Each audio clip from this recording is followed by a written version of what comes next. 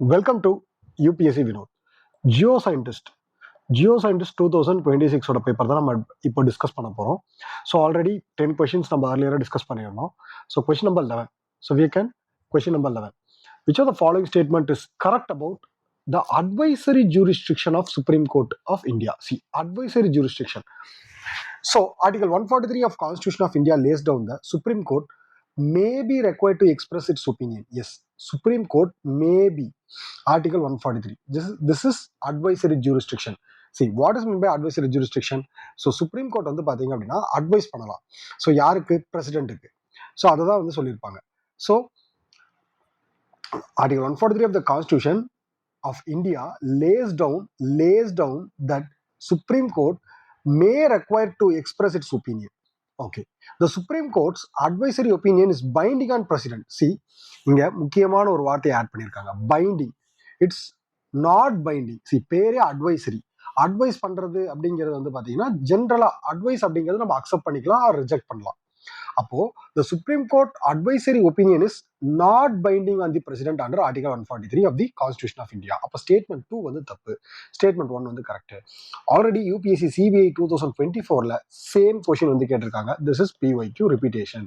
So this is PYQ repetition. That is advisory jurisdiction comes under Article 143. So Supreme Court may require to express its opinion. So but opinion to the president. So but its president can or may not, cannot.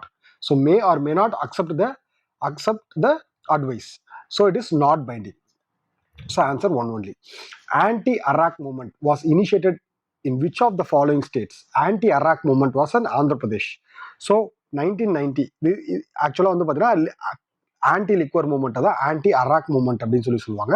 So எல்லா ஸ்டேட்ஸ்லையுமே southern states maximum வந்து பார்த்தீங்கன்னா லிக்வருக்கு அகைன்ஸ்டாக நிறைய இடத்துல வந்து போராட்டம் பண்ணியிருக்காங்க during 1980s 1990s.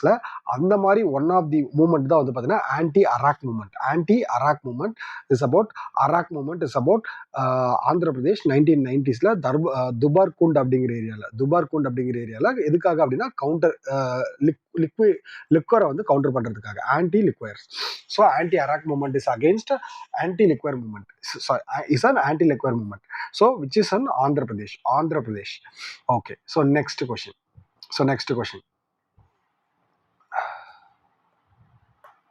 One second.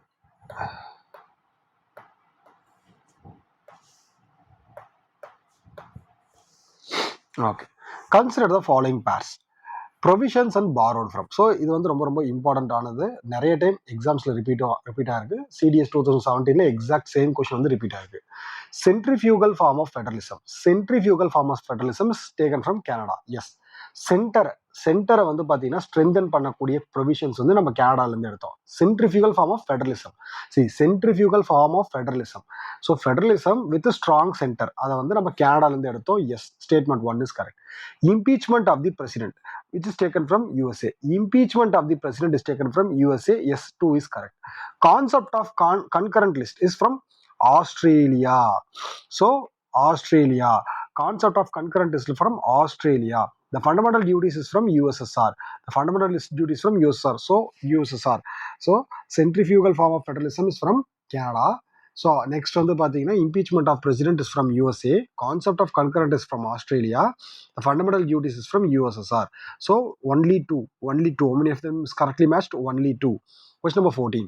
Which of the following statement is correct with regards to right to property under Constitution of India? See, right to property under Constitution of India. Right to property was a fundamental right. First of all வந்து பார்த்தீங்கன்னா நமக்கு தெரியணும்.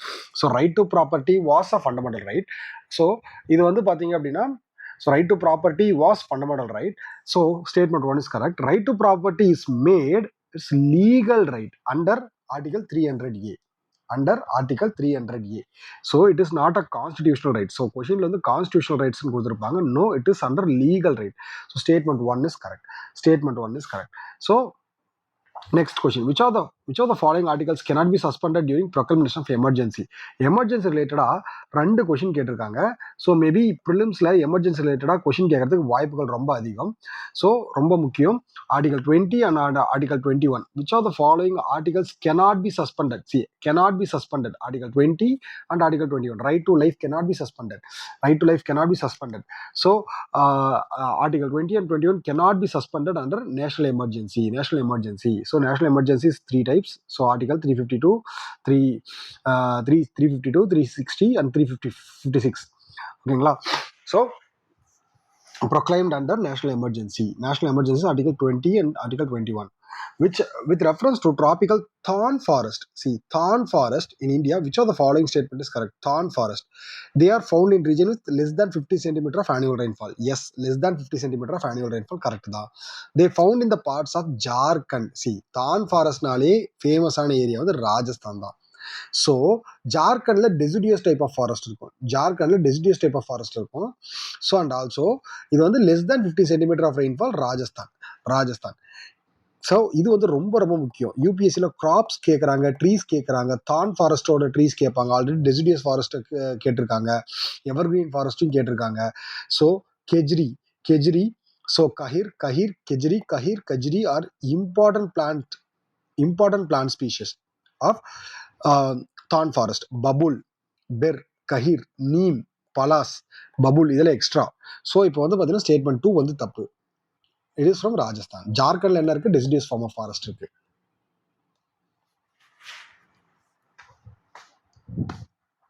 With reference to water vapor, see water vapor in the atmosphere. With reference to water vapor in the atmosphere, which of the following statement is correct? It contributed to stability and instability in the air. It contributes to stability and instability in the air. Stability and instability in the air, yes, correct. So water vapour வந்து பார்த்தீங்கன்னா ஏரோட stability and இன்ஸ்டெபிலிட்டியை வந்து contribute பண்ணுது. S, இன்ஸ்டேபிளாக இருந்தது அப்படின்னா மழை வரும், ஸ்டெபிலிட்டியாக இருந்ததுன்னா மழை வராது. It acts as a like a blanket allowing earth neither to become too cold nor too hot. Yes, water vapor acts as a blanket on the earth's atmosphere. So that too cool ஆகக்கூடாது, too hot ஆகக்கூடாது earth அப்படின்னு சொல்லிட்டு statement 1 and 2 is correct. Statement 1 and 2 is correct. Next, with reference to the condition of favorable of tropical cyclone. So NDA 2025ல கேட்டது. So small variations in vertical wind. So ஆக்சுவலாக வந்து பார்த்தீங்கன்னா tropical சைக்ளோனோட conditions என்னன்னு கேட்குறாங்க. Small variation vertical wind speed, yes correct. Upper divergences above the sea level, yes correct. So அதுதான் ஐன்னு சொல்லுவோம். Upper divergence in above the sea level தான் ஐன்னு சொல்லுவோம். Both 1 and 2 correct. The tropic of cancer passes through 8 states. So இது வந்து most number of டைம்ஸில் maximum எக்ஸாம்ஸில் கேட்டிருக்காங்க. Tropic of cancer passes through 8 states. So the earth is in initial phase formation of hot object with a thin layer of atmosphere comprising of, see, earth வந்து இனிஷியலா என்ன gases இருந்துச்சு அப்படின்னு கேட்குறாங்க. see, initial phase of formation, thin layer of atmosphere comprises of, ஆக்சுவலா earth form ஆன உடனே இருந்தது CO2, சரிங்களா? பட் இந்த thin layer of atmosphere form ஆனது வந்து ஹைட்ரஜன் அண்ட் ஹீலியம். நிறைய பேர் கார்பன் டை ஆக்சைடு போட்டிருக்க வாய்ப்பு இருக்கு. ஸோ இனிஷியல் ஃபேஸில் hot object, formation of an hot object with thin layer of அட்மாஸ்பியரே இல்லை அப்படின்னா இப்போ கார்பன் டை ஆக்சைடு இருந்துச்சு. பட் அட்மாஸ்பியர் ஃபார்ம் ஆக உள்ள வந்து ஹீலியம் அண்ட் ஹைட்ரஜன் தான் இருந்துச்சு. ஸோ கண்டிப்பாக இது கன்ஃபியூஸ் ஆகிறதுக்கு வாய்ப்பு இருக்கு. ஆப்ஷன் சி நிறைய பேர் போட்டிருப்பாங்க, but it's option B. So which of the following refers to big splat அப்படிங்கிறது என்னன்னா மூன் ஃபார்மேஷனை பற்றி சொல்கிறது தான் பிக் ஸ்பிளாட் தியரி. ஸோ இது பெருசாக அந்த அளவுக்கு ஒன்றும் முக்கியம் இல்லை. So but big splat theory is formation of moon. So the international date of line, one of the most important question யூபிஎஸ்சியில் சிவில் சர்வீஸ் எக்ஸாமினேஷன்லேயே 3 to 4 times வந்து கேட்டிருக்காங்க. ஸோ ஆக்சுவலாக வந்து the international date line is made in zigzag to avoid which one of the following groups island. Aleutian island. So ஆக்சுவலாக 180 degree வந்து பார்த்தீங்கன்னா international date லைன்னு சொல்லுவாங்க. இது மாதிரி எல்லாம் போட்டிருப்பாங்க. ஸோ மேக்ஸிமம் வந்து பார்த்தீங்கன்னா அது சாவர்ஜினிட்டி ஆஃப் தி ஸ்டேட்டை வந்து, அதாவது இப்போ ஸ்ட்ரெயிட்டாக கோடு போடும்போது ஒன்று ரொம்ப சிம்பிள். இது ஒன்றும் பெரிய விஷயம் இல்லை. ஸோ என்னன்னா 180 degree line international date line. இப்போ இது ஸ்ட்ரெயிட்டாக போட்டோன்னா இந்த இடத்துல யூஎஸ்ஏ எங்கே இருக்குது, ரஷ்யா எங்கே இருக்குது, ஸோ இப்போ யூஎஸ்ஏவோட ஒரு சில கண்ட்ரிஸ் வந்து இங்கேயும் இருக்கும். ஸோ ரஷ்யாவோட ஒரு சில கண்ட்ரிஸ் வந்து இங்கே இருக்கும். ஸோ இப்போ ரஷ்யாவோட டைம் லைனை வந்து இவங்க இந்த சைடில் இருக்கிறவங்க ஃபாலோ பண்ணணும்னா அப்போ இன்டர்நேஷனல் டேட் லைன் இப்படி மூவ் ஆகணும். யூஎஸ்ஏவோட டைம் லைன்ல இருந்து இந்த சைடில் இப்படி மூவ் ஆகணும். அதனால தான் வந்து பார்த்தீங்கன்னா அலூஷியன் ஐலாண்ட் வந்து பார்த்தீங்கன்னா இந்த லைன்ல வந்து மூவ் ஆயிருக்கும். ஓகேங்களா, ரொம்ப முக்கியம். Aleutian island international date line is made zigzag to avoid aleutian ஐலாண்ட்ஸை வந்து டைரக்டா கட் பண்றதுக்கு பதிலாக அந்த இடத்த வந்து இப்படி போகும். இந்த இடத்துல அலூஷியன் ஐலாண்ட் இருக்கும். அதனால தான் வந்து அதை சொல்ல வராங்க. ஸோ அலூஷியன் ஐலாண்டை வந்து பைபாஸ் பண்ணுறதுக்காக தான் வந்து பார்த்தீங்கன்னா நம்ம வந்து என்ன பண்ணாங்க அப்படின்னா அந்த இன்டர்நேஷனல் டேட்ல இருந்து ஜிக்ஸாக்காக போகுது அப்படின்னு சொல்லியிருப்பாங்க. Consider the following statement recording earthquake. ரொம்ப ரொம்ப முக்கியம். ஆல்ரெடி எர்த்குவேக் அப்படிங்கிறது ரொம்ப ரொம்ப முக்கியம். The tectonic earthquake originated due to sliding of rocks on the fault plains. Yes. Volcanic earthquake is a special class of tectonic earthquake. So volcanic earthquake is a special. Yes. The intensity of the earthquake is measured in Mercalli. Intensity வந்து Mercalli scale measure பண்ணுவாங்க. So Richter scale measures magnitude. இது வந்து UPSC multiple times கேட்டிருக்காங்க.